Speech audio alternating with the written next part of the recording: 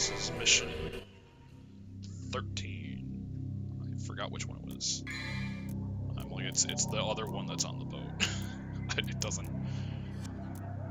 I used to remember like every mission what they were, but now I'm just like, it's the second boat one. It's this one. It's that one.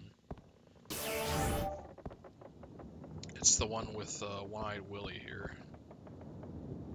It's the skeleton of the captain. Strangely, it seems like he's got a smile. It's a really detailed cabin, also. You're not here for very long, but yeah, it's kind of cool.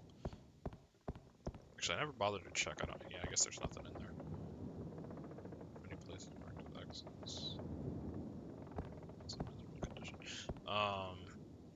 It's a logbook sighting. Is there anything behind here? No. Okay. Like I said, I think these the goddess of time statues. These were. I would assume they were save points before they added the mission structure to this game. So. That's probably why rooms like this and that one in Mission 8 in the castle are so detailed. Because we're probably meant to see them a bit more often than we actually do.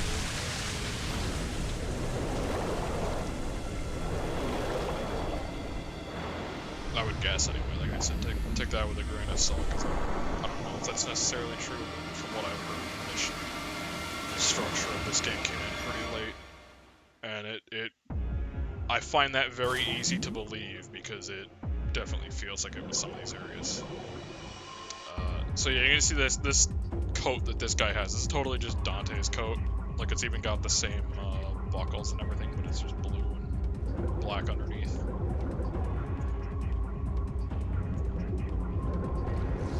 Or it's at the very least based on it.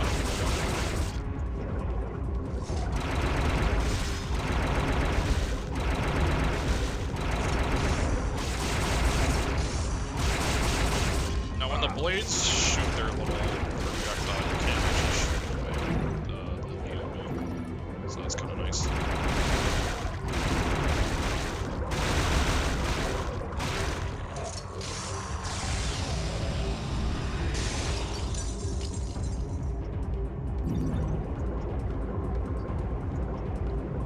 It is funny how like intense the atmosphere is for this level, despite the fact that it's one of the easiest levels in the game.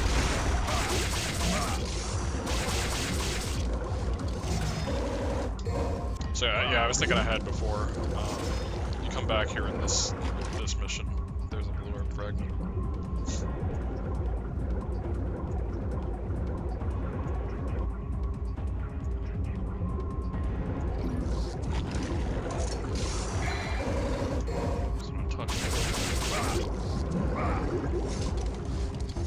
And that's gonna be it for this mission. It's a very short one. That actually took a while compared to how long it usually goes on. Usually that's one of the faster ones. But before you leave, you're gonna want to actually go back.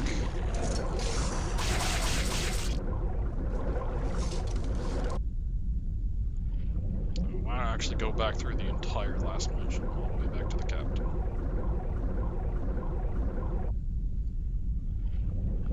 Interestingly, you don't actually have to interact with the little hole there. Just go right on through it. But there's a secret mission here, so we gotta do that. This is pretty simple.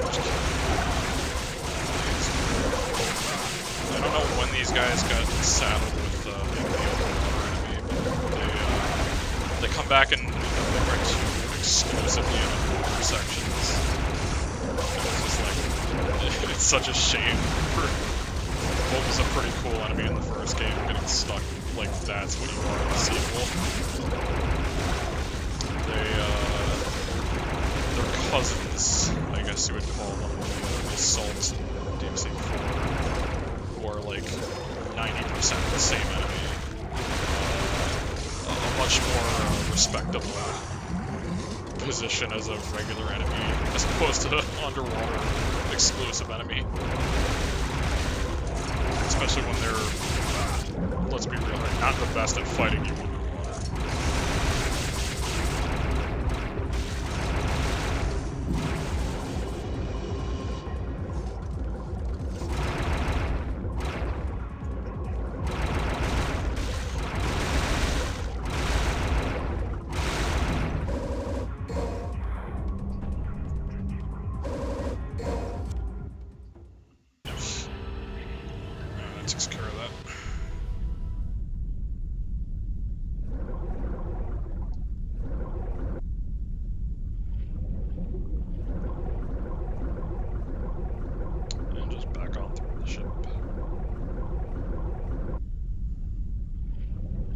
especially in the journey. It is funny though, because in DMC4 the assaults, they basically have the same intro as the blades did in Mission 9 here, except they don't flip you off like the blades do with their little like spike gloves or whatever.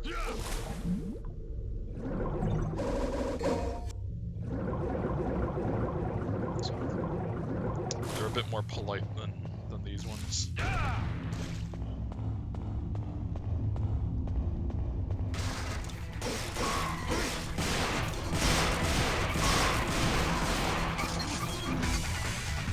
There's treasure here, but nothing that can be used as weapons. Dante, this is why you're broke. There is holy water in this one, though. Is there anything else? No. Okay.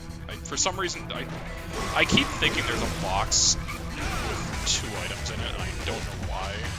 I think it's that one box that has the untouchable, or whatever, not untouchable, the devil star that's behind the needle gun. I think that's what I was thinking of, but, you know, that was already before this.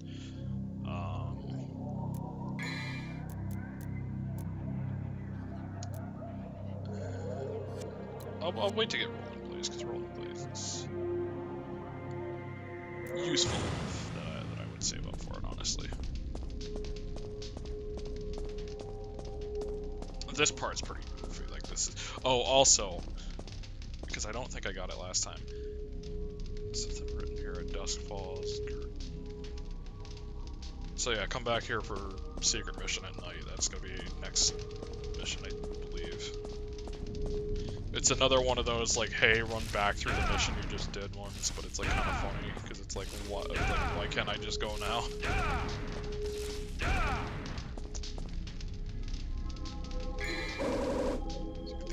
Shield, and his arm is a lever.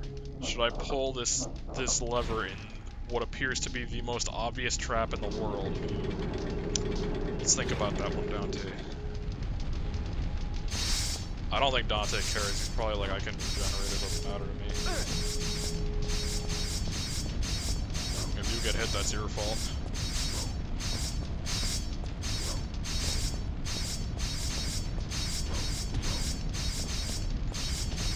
Oh, on jumping, because I do that a lot to avoid damage. The first jump has invincibility frames. If you have an air hike, the second jump doesn't, so just be careful of that. Here, there's another bulwark fragment.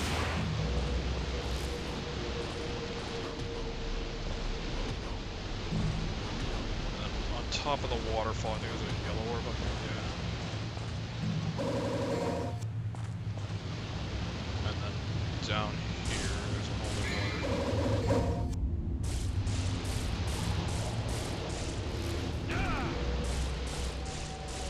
Now this next section is kind of interesting. I mentioned before that there's some areas where the combinations of enemies can change. This is one of those areas. There's a couple different varieties. You can fight a bunch of, I think Sith Scythe.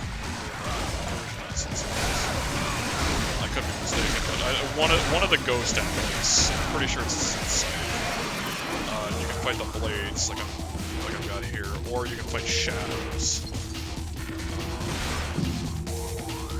If you want a different variety, like say you get shadows and you're like, oh, I don't want to deal with shadows right now, just walk back through the cave. It's not permanent, so like, even if you get the same thing again, just try it again. You'll get something different eventually.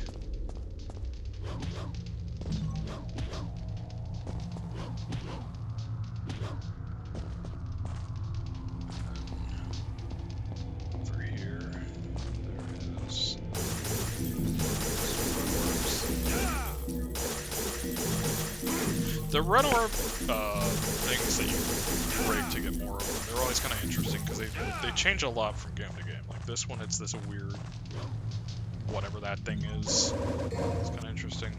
The one in 3 and 4 and 5 as well kind of just look like a giant, like mass of red orbs that kind of clump together. Just formed like a bigger crystal.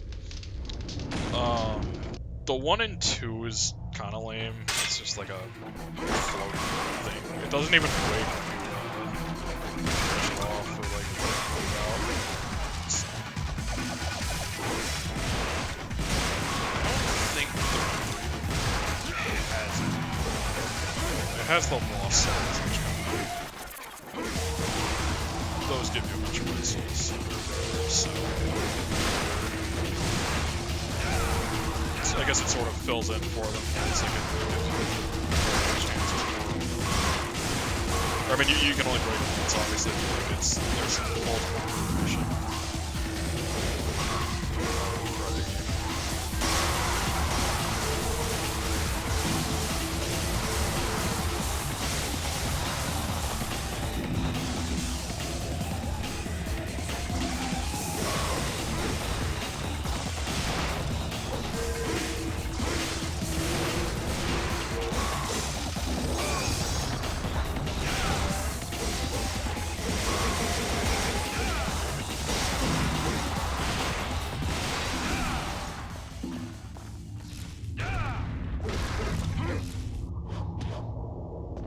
You probably don't need to fight all the enemies here. I do just because it's fun, but it's like, there's not, other than, I guess, if you don't have enough orbs to cross through this thing, but I mean, even on your first run, you probably will. If you don't have enough, I guess there's reason to fight them, but otherwise, like, you're gonna need, or you're not gonna have any trouble with that. Just go through there, and that's gonna be the end of this.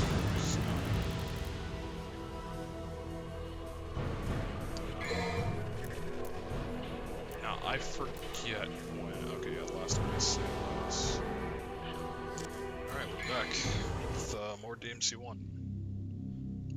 It's mission 15. Coming along on this game. It's not too much left to go. There's 23 missions total. So getting pretty close to the end. This is, I would say this is probably like the last mission in Act 2 of the game, I guess you could call it. This kind of second little area here.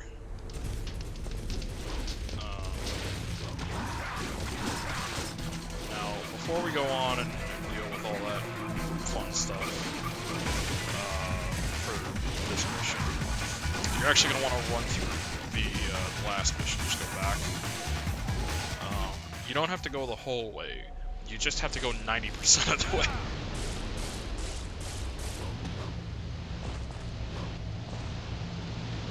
So come back down here.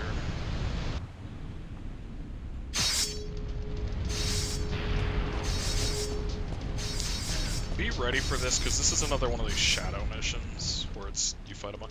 Unlike the first one, this won't lock you out of it if you didn't save. Or, I mean, it won't lock you out and make you load a save if you don't need it.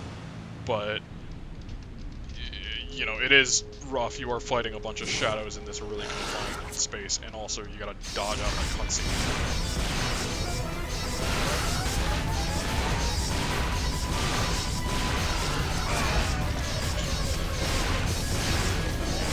These guys are ruthless.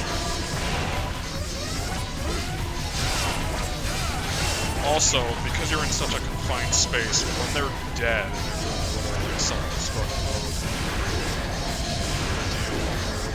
All this desperation. They're honestly a bigger problem there than they are in I think the third one would spawn in originally.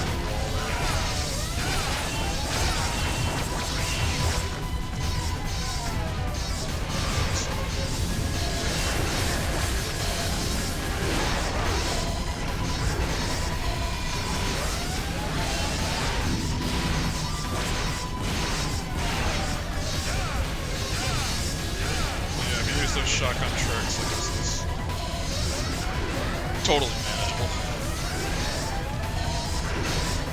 Just gotta be careful. Then we get another lower fragment. Should be another warlord.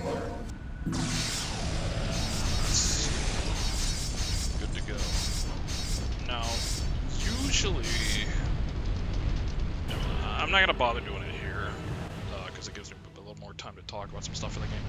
Usually I would just save after beating that and then load, because then you'll load into the start of the mission and not have to like backtrack through all these areas. It doesn't take long, obviously, but you know, if you don't feel like dealing with it. Oh, I guess it was Death Sight, not Sin Sight.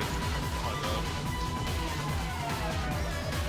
There's a weird deal with the blades as well, where there's this one that's like way bigger than the other ones. It's got this kind of darker color scheme. I guess it's like a, I don't know what you would call it, like a clear variant or something.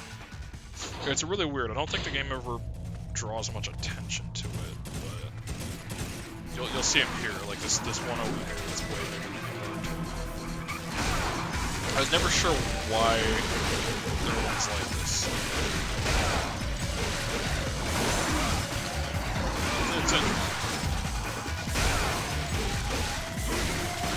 They do basically just fight you the same as the other ones. I don't think they do any damage as far as I'm aware.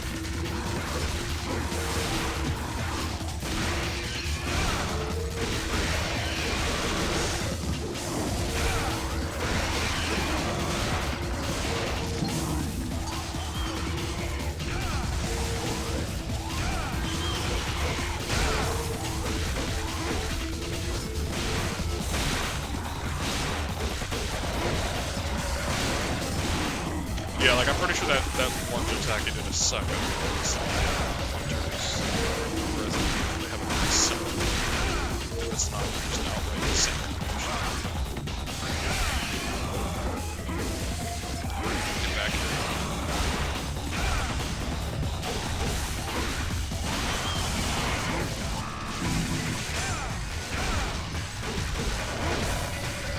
We gotta enjoy lock and load for the battle thing while it lasts, because it's going to my next mission.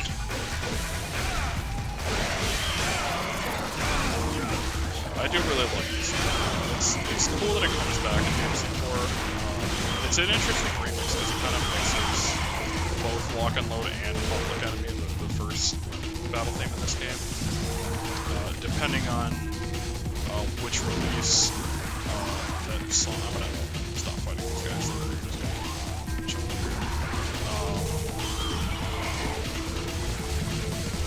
But the first battle theme has a very strange typo in certain releases where it's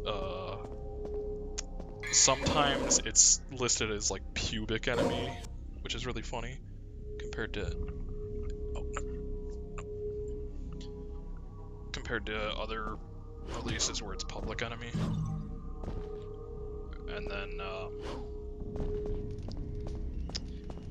I don't know which version is the typo, because some of the other names on that soundtrack are pretty ridiculous.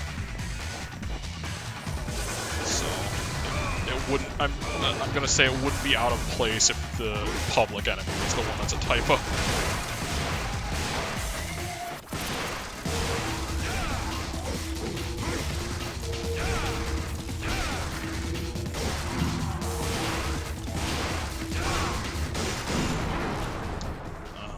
Back here, there's a couple things. So this mission, you're gonna want to go through both of the places over here. There's a blue herb fragment here.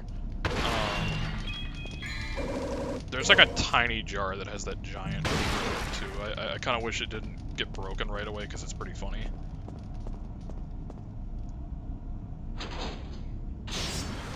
But the first one you go through.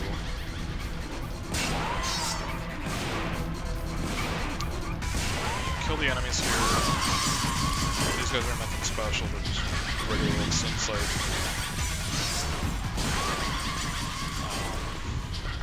But there is something you'll want to get. If you need double trigger for whatever reason, like if you don't have any, those little stations there, you can get more.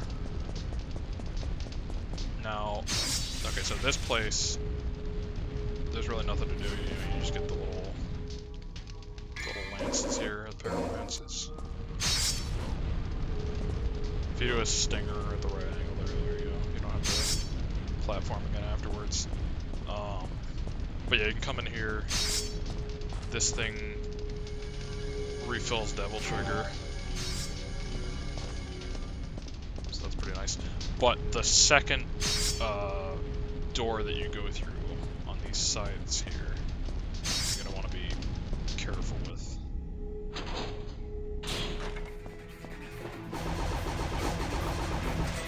Also, I tried to play this one time and skip getting the little, not flashlight, but whatever that, like, luminite, or whatever this item is called.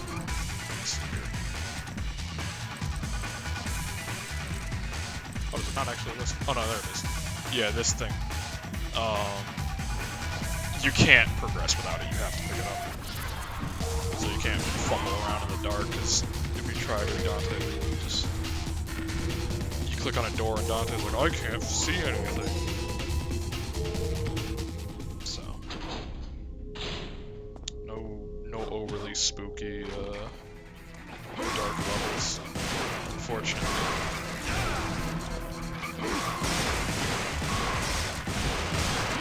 I'm gonna play Silent Hill, no flashlight run. Or turning off the flashlight, I guess. I don't know if you can beat that without using the flashlight in certain areas. You probably can. Although I bring up Silent Hill, it actually, this game's kind of interesting because there's certain story points that actually remind me more of Silent Hill than Resident Evil. Specifically with relation to Trish and Angelo. They're all kind of just sort of using them to mess with Dante psychologically, but the obvious difference being Dante is an action hero, so he doesn't really get affected by it in the same way that somebody like, say, like James in Silent Hill 2 would, for example, or Cheryl in the first, third Silent Hills.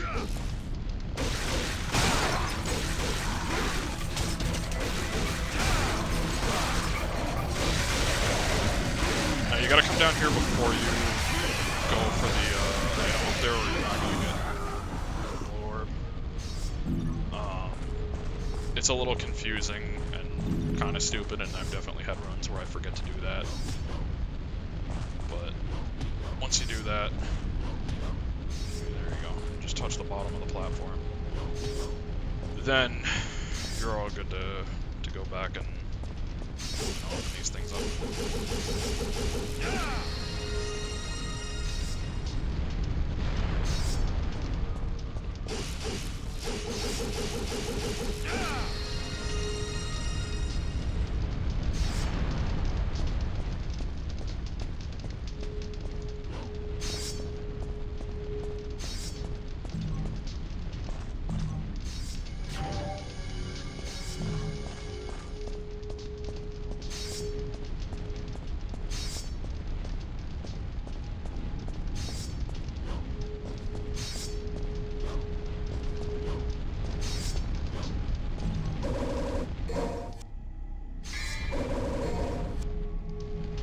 Nightmare Beta is a pretty interesting gun. I'll show it off real quick.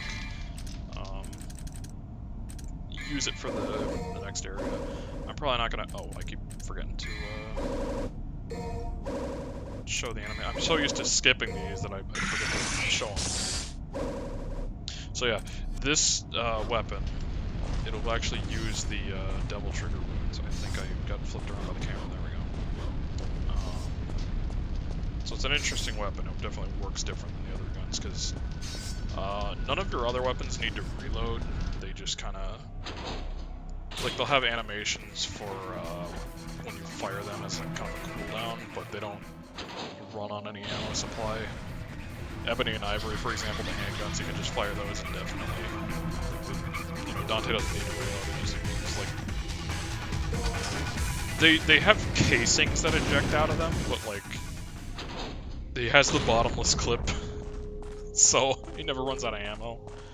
I guess, I don't know, I guess he uses like demon energy or something. You never see him reload in any of the games, so I think it can just be assumed that he doesn't need to reload. I probably shouldn't have grabbed that, but whatever. We'll save that for later. Actually, what I should have done is come over here and get this blue fragment first and dash over there and get the other thing.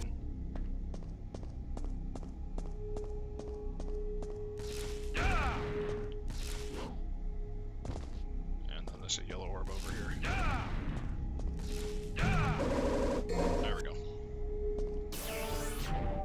And since I have the rolling blaze, you can see when you jump now, there's a little fire pattern coming out. You hear someone speaking to me inside my mind.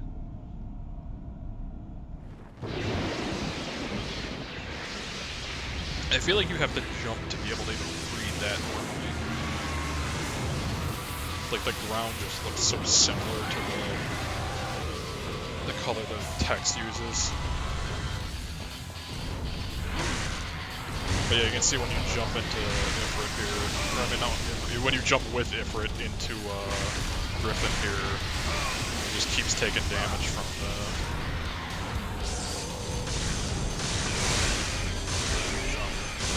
this isn't really the best place to show off Nightmare, but I'll do it next mission for sure.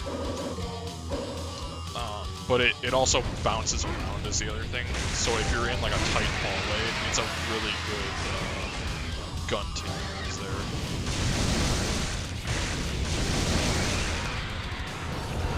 Unfortunately, actually, something about Griffon that kind of sucks is that in the HD collection, his animations are actually broken. Some versions it's fixed, but some it's not. And I believe the PC version is still broken, unfortunately. His ribcage is supposed to open up during certain attacks, but it doesn't really appear to work in this one. And that's supposed to show you that he's vulnerable. But yeah, it doesn't work here. I don't know why, but some versions they were able to fix that. Like I know on the Nintendo Switch release of the game, that one it seems to work fine. And I think the PS3 version was, if I remember right, I might be mixing that up.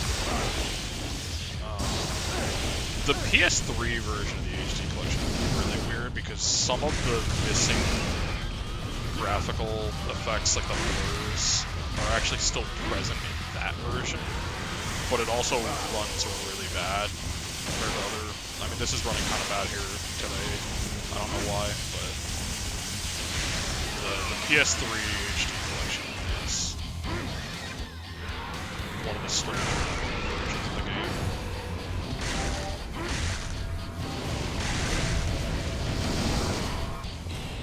Oh, I didn't get it. I forgot I don't have a meteor. That's usually a pretty good move against him. Totally forgot to get it.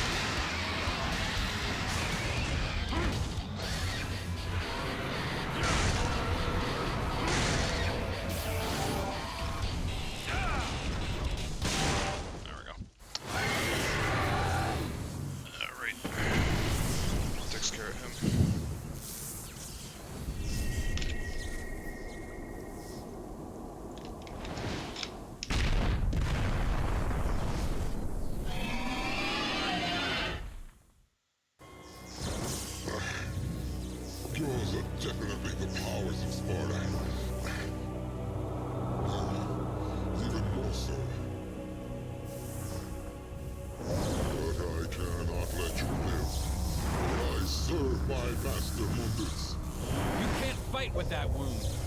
Mighty is the power of Mundus. Master, grant me one last surge of power. Yeah, unfortunately, this is another really bad case of the HD collection messing up a bunch of visual effects. Like the rain here isn't nearly as strong. Mundus is missing the glowing circles in his eyes there.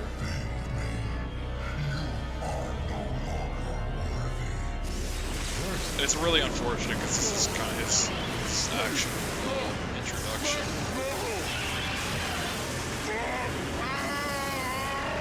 Sadly, there's not enough fixed for it.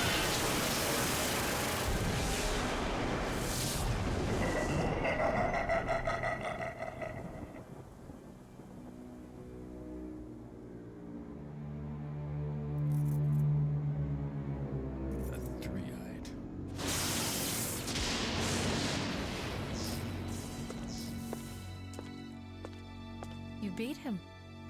Maybe it was too easy for you. Mundus. His heinous ways make me sick, killing even his own, like they were nothing. He's the one that took the life of my mother, my brother, Shirley. My mother used to always tell me that my father was a man who fought for the weak. He had courage and a righteous heart. In the name of my father, I will kill Mundus.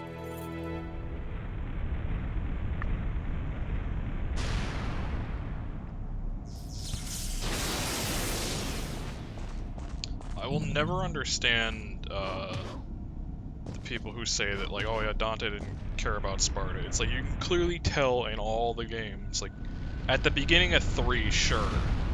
But it's like, 1, he goes on a whole character arc there, but like, after DMC 1, nah, absolutely. With scenes like that, there's no way.